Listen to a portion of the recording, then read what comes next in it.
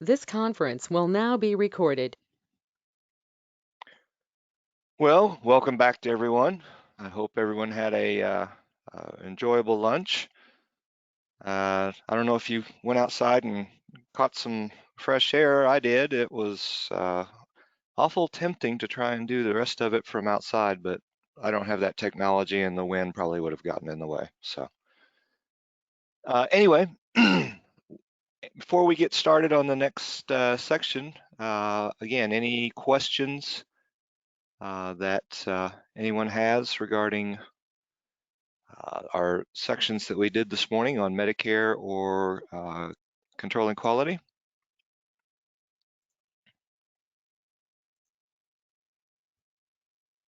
Okay, well, if not, then we will move into our next section, which is communicating across generations. And this is a kind of a primer on, appreciating generational differences and treating it as a strength instead of as uh, something that is a source of conflict. And with the number of varying generations that are currently in the workplace, it's not uncommon for you know conflict to potentially arise. I can tell you as a beginning administrator, when I started my career, I was 23, and my entire management team were all, of course, older. And I mean, that certainly led to some interesting discussions. Um, and of course, that has evolved over time. I'm now not 23, far from it, and different perspective. And so we'll cover some of this as we go in through the, the presentation here. So. So anyway, as I said, there's a lot of different generations in the workplace, and actually for the first time, we've got 4 different generations working side by side. This is unprecedented. We've got all these various generations. Normally it's been only like 2 or 3. To actually have 4 different generations, and the prospect of a 5th coming in the years to come. And so what we're doing is we define generation as the average period between the first of one and that of the next. So, or all people born and living at about the same time and born about the same time who share same historical experiences, beliefs, attitudes, and the like. Uh, why is it important? Well, there's a variety of things that contribute to help shape our values. Historical events impact us, and we'll talk more about that. And then, of course, differences in generations, as I said, can create conflicts. Many of you are probably well aware of the conflicts that generational differences can have inside your home.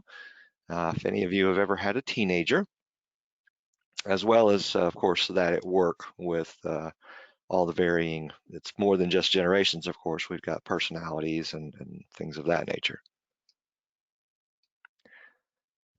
So generational groups, of course, and there's a number of different schools of thought out there. And so there may be some kind of slight differences in terms of ranges that you may have run across, but based on some of the information that I've seen, the time frames that are covered is the traditionalists, those that are were born prior to 1945, the baby boomers, which I certainly subscribe to. I was right there on the very last year, baby boomers, 46 to 63. Generation X, 64 to 80, and then of course Generation Y, 2000 being the endpoint there. And with we now have a 5th generation that is likely entering the workplace for those who were born in '01 and after. And so Whether they end up taking the place of the traditionalists, I suspect that we still have some out there working who were born prior to 45. So we actually do have 5 generations that likely are out in the workplace right now. And so some of you may identify as being a cusper. I certainly do. And that's really born between 2 generations, or either identifying strongly with one or sharing characteristics with both. And that's, from my perspective, having been born in 63, I actually probably identify a little bit more with Generation X, simply because I am on that tail end of the baby boom generation. And some of you may be the same. A little bit about some workforce demographics. With a total workforce of 150 million plus, you can kind of see the breakout with 42% still being in the baby boom generation. Gen X comprising another 43 million, or 29%. Gen Y, traditionalists at the time that this was done, still comprised about 7%. I suspect that's probably a little less. And of course, now we have the 5th generation that is going to be part of this pie graph at some point too. So some dynamics, as I mentioned, X and Y currently make up the majority of the workforce, a little over half. And then as of 2010, of course, 10 years ago, Generation Y outnumbered Generation X in the workplace. And as I said, the next new young generation is at their heels and already starting to enter the workplace. Between 8 and 10,000 baby boomers are turning 60 every day. I'm certainly starting to knock on that door. Many boomers are redefining aging and retirement, challenging organizations. So, we're going to have more people in the workforce that are older than ever before, as baby boomers do continue to stay on. And then more than 1 million Americans who are over 75 are still active, and even more between 65 and 74. And I think that group, 65 and 74, is probably going to comprise the largest growth, simply because of a lot of economic things that have occurred. The pandemic is certainly going to have some lasting impacts. Just the erosion of retirement funds, that sort of thing. So we're going to have even though we've got a younger generation that's entering the workforce, they're going to be coming into a workforce that is slowly growing older as before their eyes. Right now, roughly 2 experienced workers leave the workforce for every 1 inexperienced worker entering. And then, of course, we had some slow population growth between 66 and 85. And as a result, the number of prime workers in 2010, and prime is defined as 35 to 45-year-olds, which is where most of mid-level management is derived, actually decreased by 10%.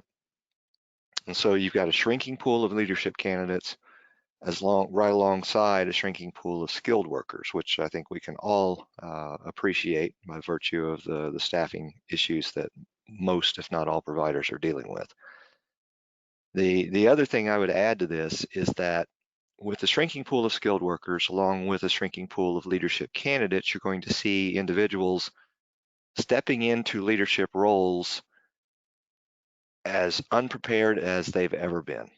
And so as we move into the next section later on this afternoon, and we start talking about leadership, it's going to become even more critical that we work to develop leaders within our organizations, because they're going to be all we have to work with, but they're going to be less prepared than ever before. So some things to think about, or to talk about. What are some, and please feel free to add this into the chat room, or speak up. What are some major events that occurred while you were growing up?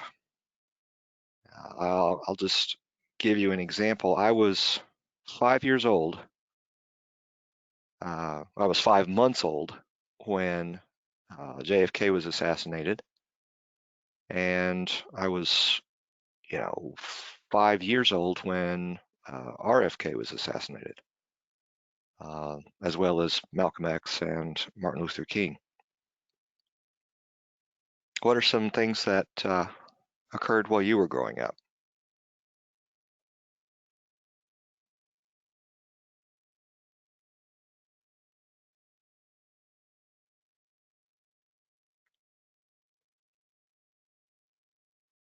Yeah, 9/11. Yeah, Vietnam. Jody, I remember the nightly death counts coming in on the evening news. Yeah, good one. Nola, obviously OKC bombing. Uh, Elvis. Yeah, Watergate. Hmm. Yeah, Blake, the war in Iraq, of course, Tracy, the space shuttle. I remember exactly where I was at the space shuttle explosion. Yeah, Gulf War. My brother served in the first Gulf War. Yeah. Reagan getting shot. Yeah, 1981. Very good. So what are some memorable symbols from your formative years? What were TV programs, movie songs, toy slogans? What about yeah, Princess Diana. What about remember like who remembers the Slinky? What about the TV program? Does anybody remember like Marcus Welby, MD? Yeah, Cosby Show, Cabbage Patch.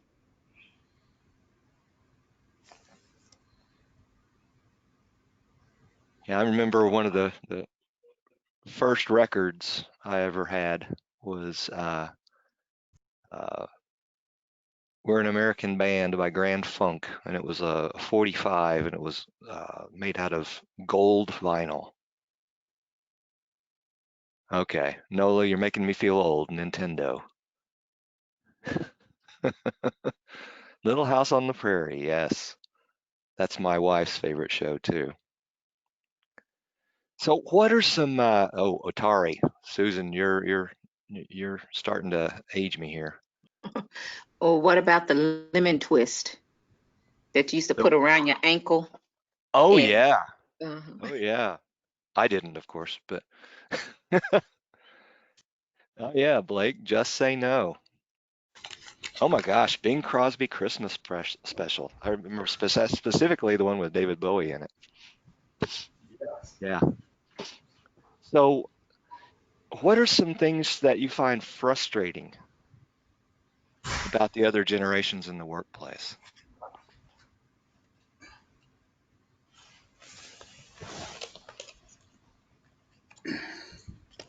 Ah, I knew it. I knew it. Lack of work ethic. Yeah.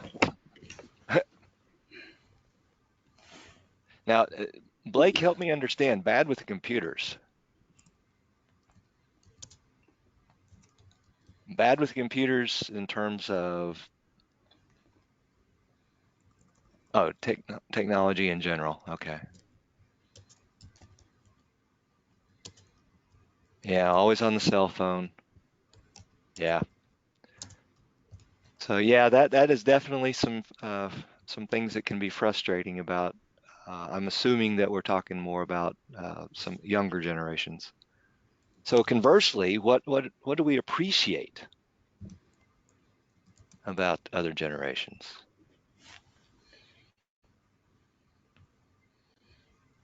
Yeah, their flexibility,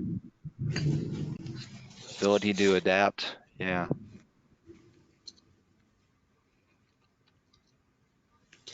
yeah, that's a good point, Nola. They definitely are more about the holistic, aren't they?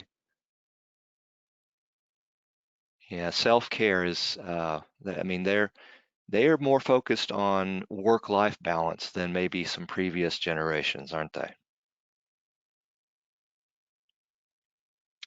So how can we, I mean, we've talked about some of the things that are frustrating, some of the things that we appreciate about the other generations. What ways can we better handle that conflict? Knowing that what the frustrating things are and the things that we appreciate, what are some ways we can better handle that conflict?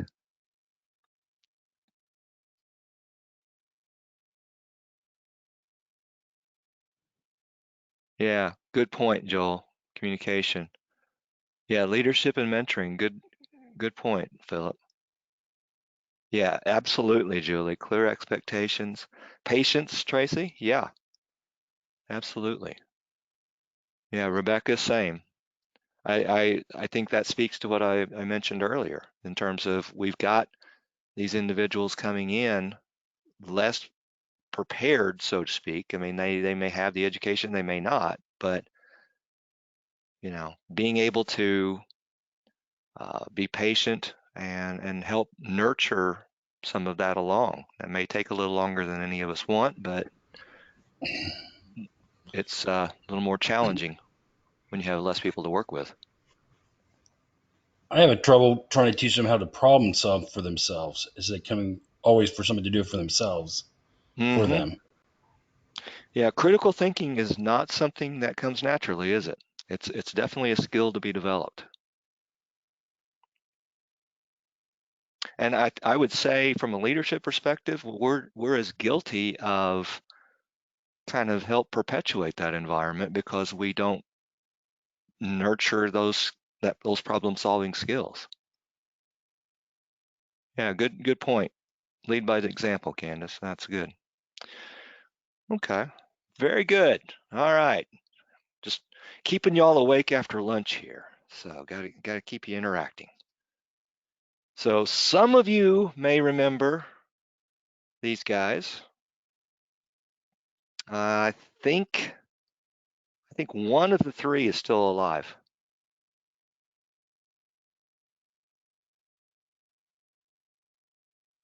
So Eddie Haskell, the Beeve, and Wally. And if I'm not mistaken, I think I'm not sure if I know Eddie Haskell has passed. Not sure if Beaver or Wally is still alive. I think one of the two is and the other one isn't. But Leave It to Beaver was one of the most popular shows back in the 1950s, 60s. So really what I want to drive home is that all organizations are going to have some level of generational conflict. Some of this because of the differences that exist because of values. And sometimes differing values often lead to misunderstandings and misinterpretation. And when that happens, our relationships are compromised and our ability to work together is impacted negatively.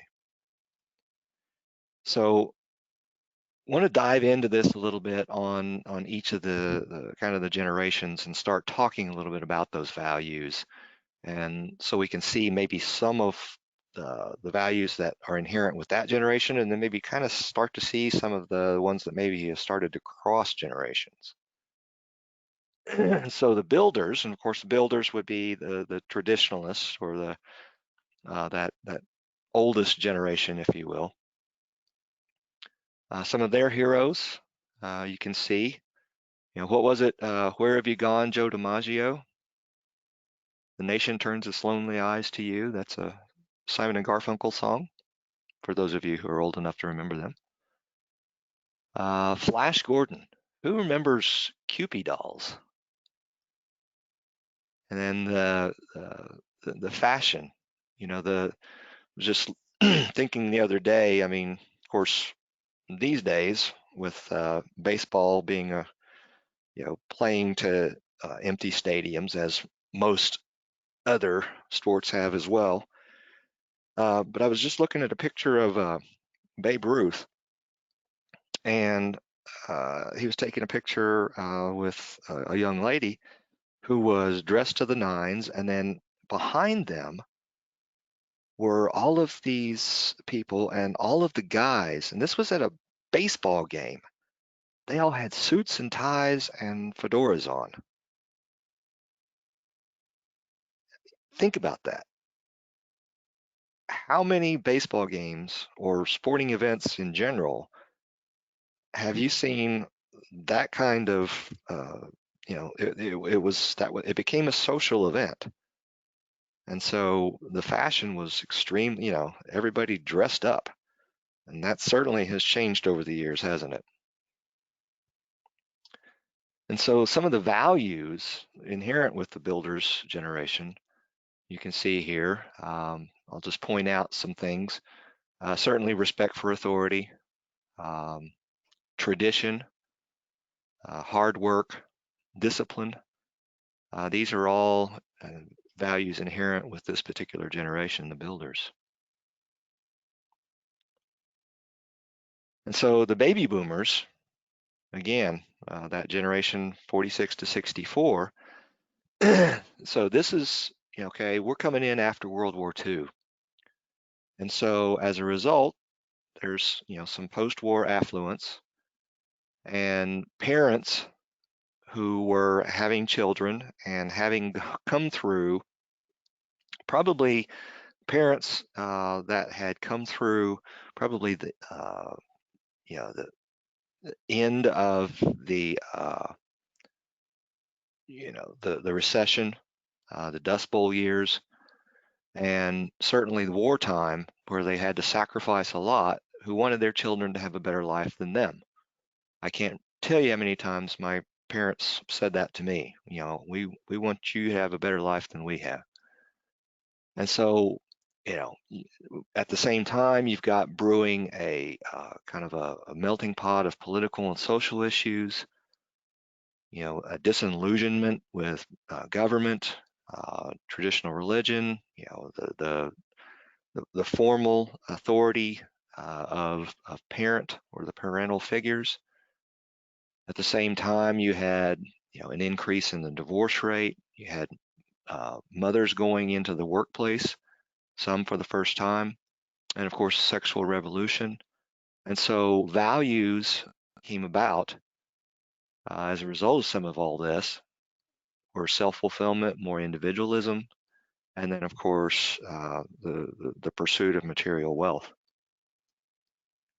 And so as a result, some of those values, so you can see, what is one of the things that, well, there's a couple there. So family, service, those are kind of inherent and kind of crossover from the builders, but maybe the definition of family has evolved from one generation to the next.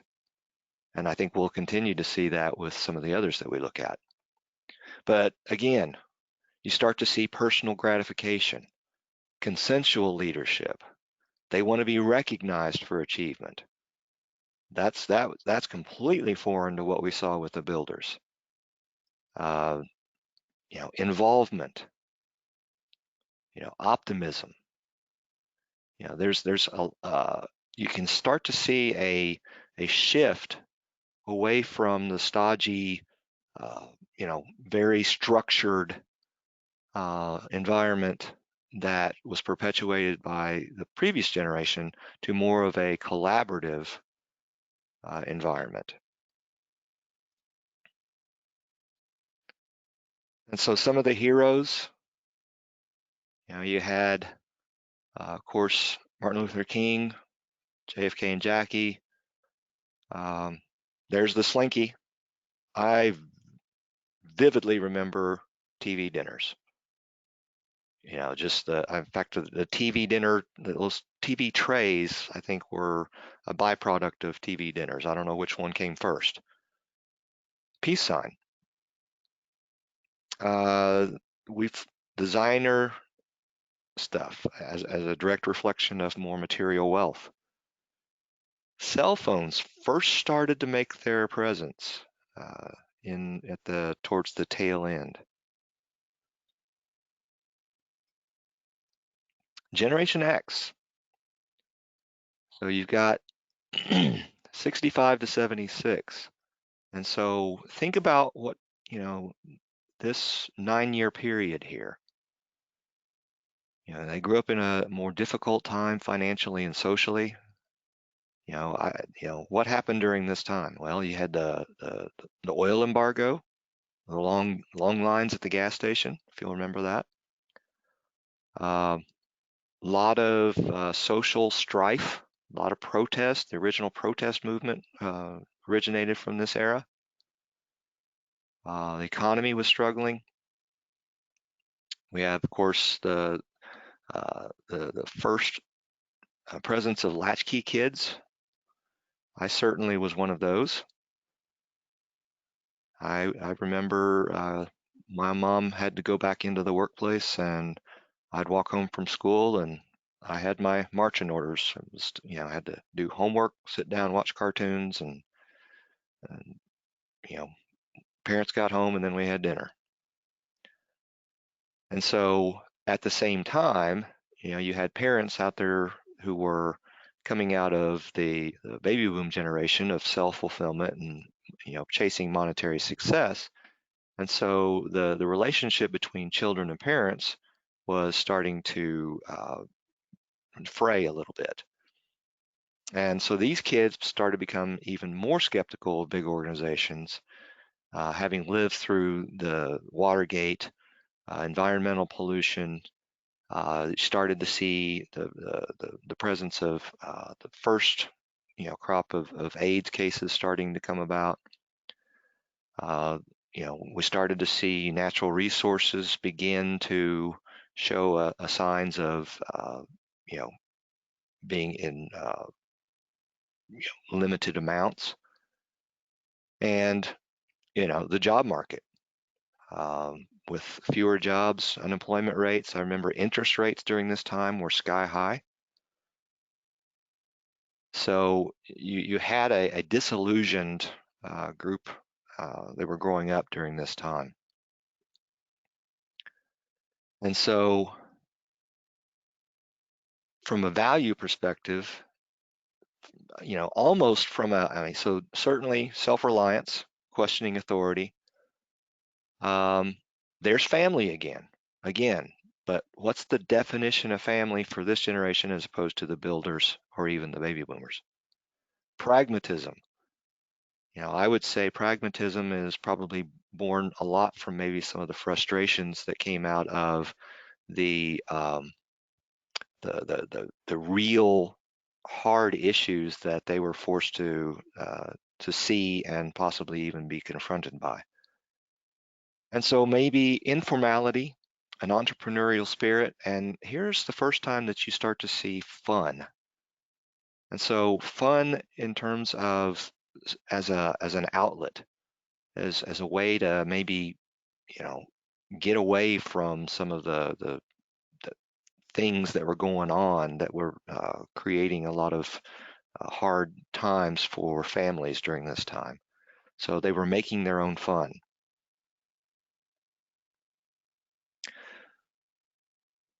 It's telling that this particular generation doesn't really identify as having any heroes. And that's kind of sad. I'm sure, on an individual basis probably, but, collectively, there's just none that jump out as having been real generational heroes. Some of the cultural icons, of course, Brady Bunch, Cabbage Patch Dolls, and here's where we start to see the informality or the evolution of the informality of fashion.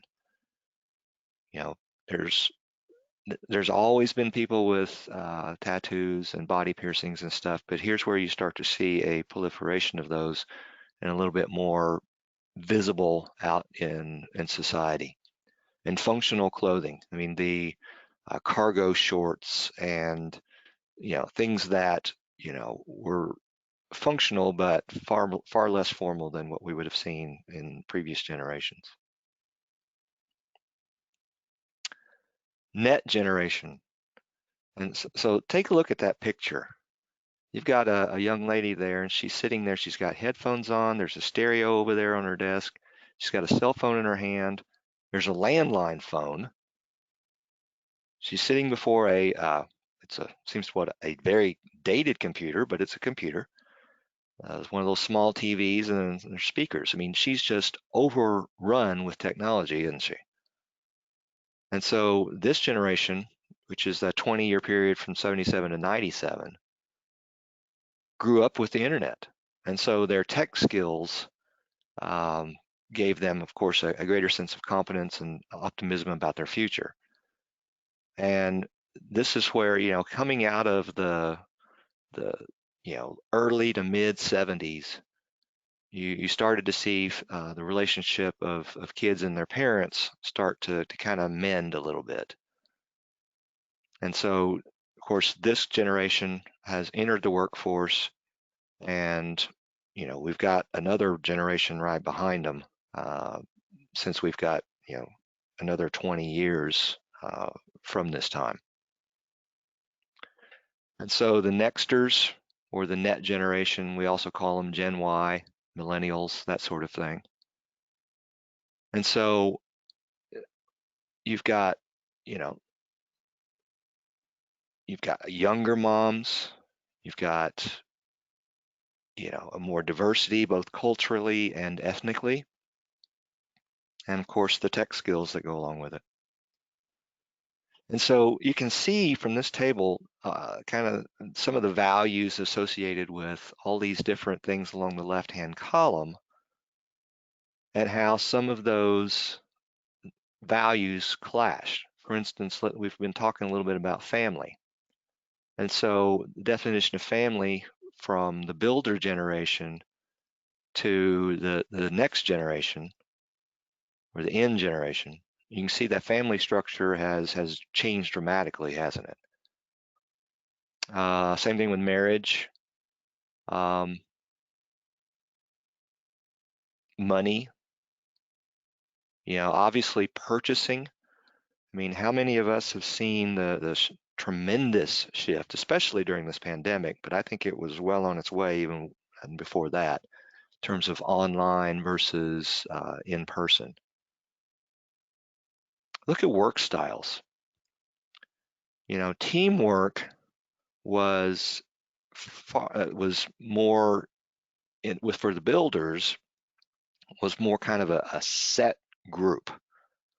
There wasn't a lot of ebb and flow, so to speak.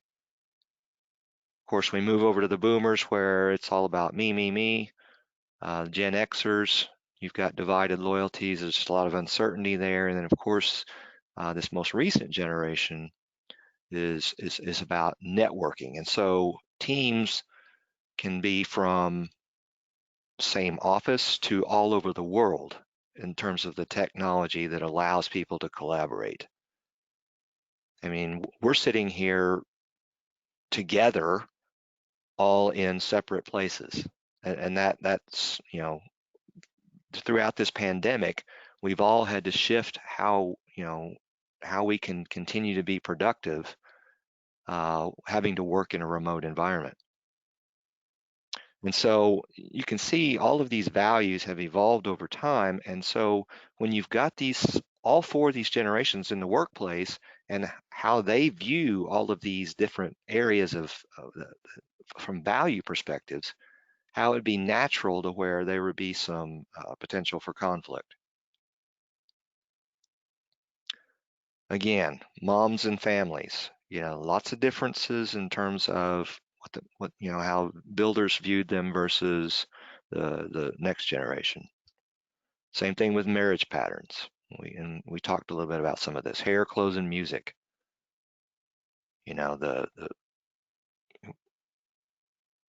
I remember getting most of the conflict I ever had with my parents had to do with the length of my hair. Of course, that's when I used to have hair. So same thing with music. money, builders because of the Great Depression, whereas now economic prosperity, and you can make money in so many ways. I mean, think about it. I mean, Bitcoin, Uber, I mean, all of these ways in which you can earn money on the internet. Same thing with tech. I mean, tech is the speed of development of technology is just, it's amazing how quickly things are developed and render other things obsolete. We talked a little bit about earlier about work styles in terms of work ethic. So,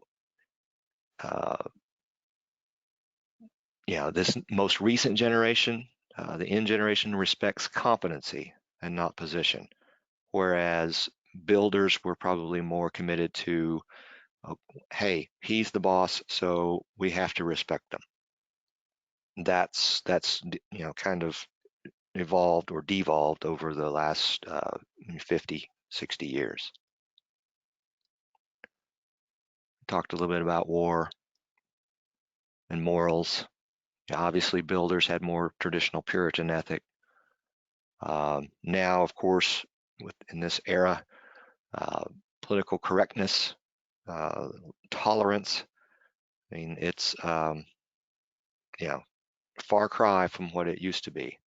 Not that it's any better or any worse, it's just far different. So again, what does all this mean for each of us at work?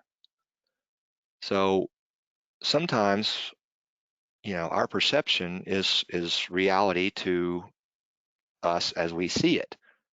And so we have to really think about, we have to take another look at what we think we know.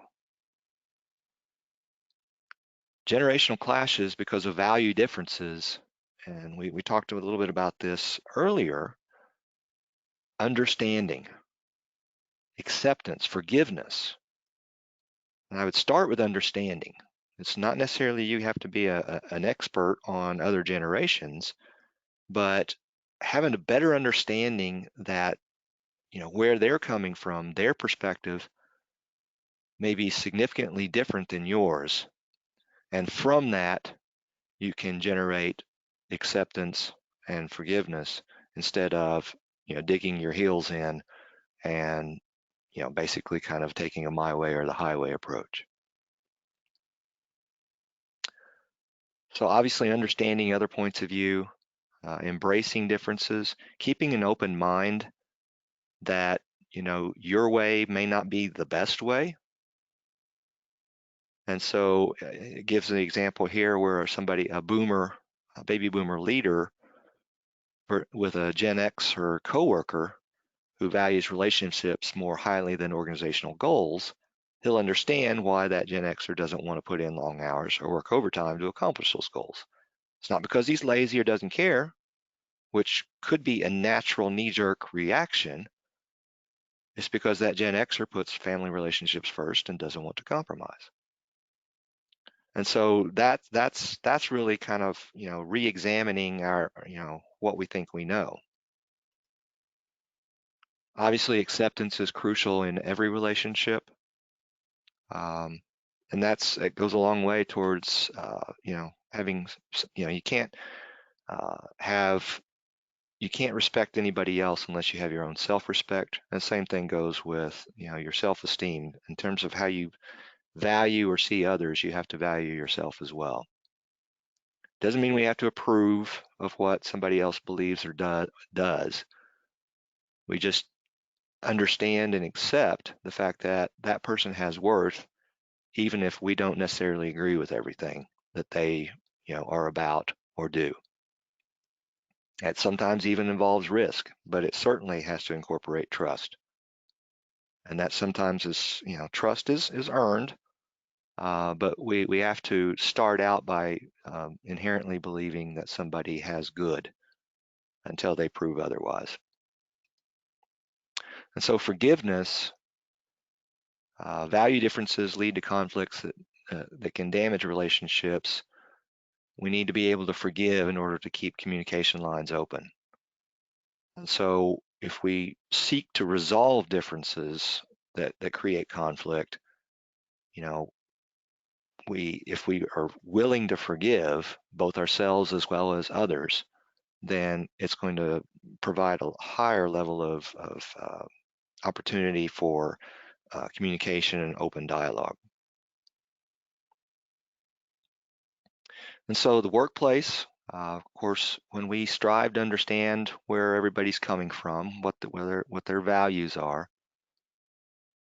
we'll be able to, get through a lot of these conflicts because, we have more of an open mind.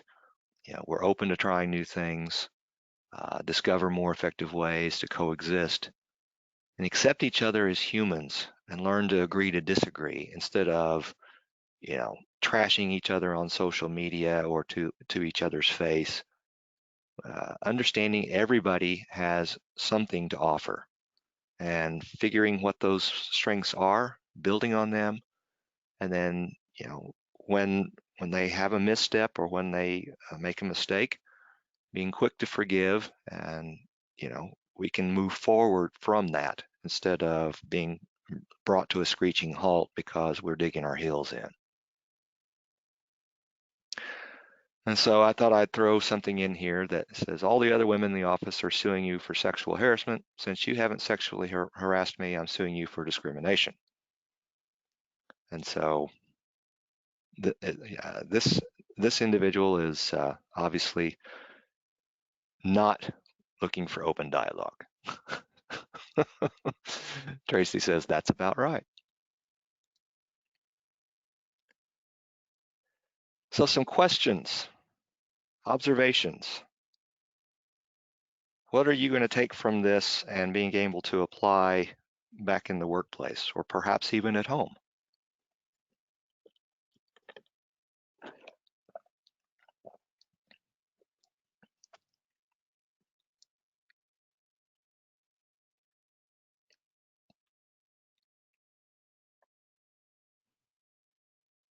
Any thoughts?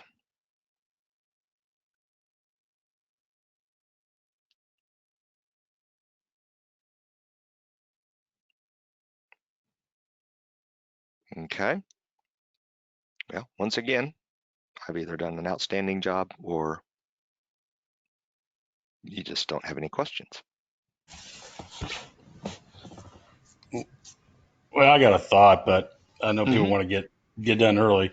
But I guess the kids are 20 years old. What I'm experiencing, they don't mind calling in and putting their coworkers in a terrible situation. They don't understand the domino effect of that. And I've been in this business for 20 years now. Yeah, it's very frustrating. You can't. I've tried every counseling, understanding, and it's just that generation work style doesn't really work with this industry. In a lot of ways. On the it's just if they see there's no cover or they don't see the ship, they'll call in because they don't want to work a double or maybe have to stay later, and they don't realize the domino effect that does to everything. And we've tried everywhere, not just me, other past administrators, and it's just very frustrating how to communicate with these people. That sometimes there is sacrifices you have to take, but they can go to another facility and get hired on within an 8-hour period. So I'm just venting now. Yeah. Well, showing my age. Well, what I would say is that I would go back all the way to, okay, if that's the mindset that they have as part of your organization, certainly that's born from maybe some values, but I would kind of turn that around on you a little bit and say, okay, and basically to what Melinda just said, if they don't understand it, they don't get it. How well did they, how good of a job did your organization do in terms of onboarding them and integrating them into the organization's culture, what it is that you're there to do, what you're about, and how they fit into that bigger picture. No, I think you're 100% right. I'm not disagreeing with your method, and if we can get them to come and stick with it I mean, we just last week we hired 7 people, 2 showed up. Mm, Again, that's a lower level. I don't know if it's COVID or what, but it's just I just never seen things like this. That people or they go for a lunch break and don't come back. And it's not that it's an unhealthy environment or anything. It's just it's tough work being a CNA. And it's more right. of the CNA. It's more to the CNA level, of course. I mean, sure, and I'm sure everybody else is having those frustrations too, or a vast majority of people are. Yeah. I would, again, because I'm just kind of give you a little side story here. Very first building that I had as an administrator, I was 18 months into a 24-month AIT program. Okay. I was pulled into a position where the building was uh, in the process that it was undergoing an attempt by the Teamsters Union to organize it. Okay. And so I was thrust into this position as an acting administrator, and subsequently appointed as the administrator there, where you had a culture that they didn't understand their role, and we had, I believe, 250% facility-wide turnover. It was over 300% on CNAs, Wow. and so the temptation there is to. You said you hired 7 people, and I'm not taking a shot at you or anything here. I'm just No. I want to point out, because this is a common practice across the profession. Hey, we hired 7 people. Well, were those 7 people really all that you were looking for, or you had 7 positions and you had 7 people? And so what happens is sometimes the temptation is there's that warm body syndrome, is we'd rather have somebody in that role instead of nobody. Problem is when you do that, then your solid citizens, which is that core group of people that all facilities have. Okay, all facilities have this core group of workers that are just loyal to you to the dying breath, that are working their tails off, and then they see what's happening, and they want you to hire more people, but when you hire more people without hiring the right people or properly equipping them, it actually makes their job even harder, because they see them come and go, you know. And so I say all that to say that maybe it starts at the point where, are we asking the right questions at the time we interview them? So, there are things that we can teach, and then there are things that we can't teach. And so what we want to do is we want to gear our interview, our line of questioning, to draw out information about those things that we can't teach. So I want to know, I can teach you how to be a CNA. What I can't teach you is how to be reliable. And How I think to, that's go a ahead. valuable point. That's what I'm saying. Is that a generational thing? That's what I'm asking, because that's how I'm saying, man. Because I'm older.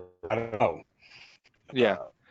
Well, We can talk about this for hours. I don't want to stall anybody but it's just something that'd be a nice sidebar to have. Or it's too bad we can't be in person and talk about this during breaks and lunch and stuff and after training. But I did it from another facility that I worked for 18 years. I got paid a lot better, but it was state run.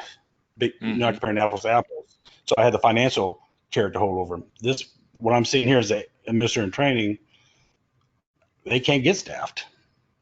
Right. And I see good people doing strong efforts and really trying their best. And it's just a frustrating place to be. But I don't want to waste everybody's time. Like I said, we can talk about this forever. Yeah. Well, and it's I'll just tell you what I did, because you had, like I said, I had 250% facility-wide, 300% CNAs. And so it was extremely frustrating. It was frustrating for the staff, obviously, and it was very frustrating for me as a new administrator. And so I basically, I took a kind of a QI approach. I said, okay, I haven't been here long enough, and I'm still a little wet behind the ears here to have a clear understanding of what's behind this. And so what I did was I took a group of multidisciplinary, and I basically said, okay, I want some representation from somebody who's been here, 3 to 6 months. I want somebody, that's been here a year. So I wanted some diversity of perspective. And what I did was I took them all to dinner off-site, and I sat down with them, and we just had a conversation about what the problem was. I mean, we all agreed, and this was varying age or generational differences, I would add too. Said, let's define what our issue is. And we all agreed that we had our staffing issue was one more of the fact that that there was a variety of potential root causes, and so we had to prioritize from there. And so what we of course, you have to make sure that you're competitive. You don't have to be top of the market in terms of your wages and benefits, but you have to be competitive. I mean, you cannot be $1 off per hour from the rest of your competition. That's a non-starter at that point. But being competitive, I mean, studies after study after study, it will show that engaged employees are what's important to them is not, wages and benefits are important, but they kind of come in about number 3 or 4. And so what it really was about was being properly equipped, making sure that we were recruiting for the right attributes. That kind of comes back to what I was saying in terms of, are we asking the right questions? What are the things that we can't teach that we know that we want within our organization? We want compassion.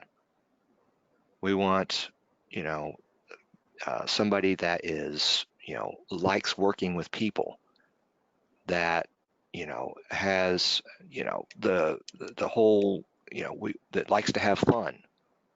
I mean, those are things you can't teach. And I honestly, I mean, I actually would recruit at drive-throughs at, fast food places when I had somebody who had good customer service skills. They were just naturally positive or bubbly. That did not necessarily make them a good candidate in and of themselves, but that was a good starting point. So anyway, from that, we cut our turnover in half. We literally were able to, in a resort area, cut our turnover in half. And the byproduct of all that, better care, better survey results, better financial results, better satisfaction. Yeah, And so it all started by paying a little bit more attention about the system that we had in place and tweaking it to better fit what our all agreed upon, approach was. That wasn't me. That was us collaborating to get to an end result. Yeah, good point, Melinda. And I would add that one of the things that we did differently is when somebody came in to apply, we had it set up to where they didn't walk out of the building without an interview. That was not taking place before that. And then what was happening, to your point, was they were going down the street and getting another job. And so what we would do before they actually went into the interview with the department head or myself is I had a seasoned administrator or a seasoned employee that we already understood they understood what our objectives were, and what they would do is they would tour them through the building. And I specifically asked them, I said, I want you to tour them and take them over and put them in close proximity to some of our dementia patients, because I wanted to see how they responded. And so based on, and what they would do is when they would, finish the tour, they would, of course, be chatting them up informally throughout. And then they would bring them to whoever's going to interview them. And then so we had the real story before they even interviewed with us.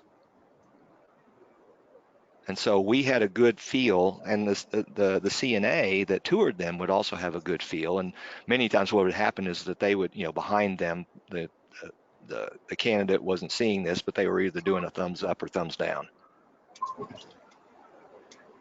And so, or having more of a formal presence of somebody in the interview, as Melinda mentioned.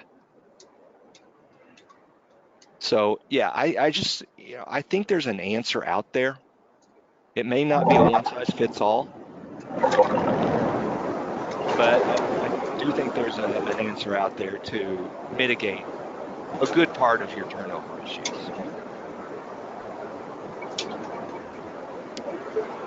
Other questions?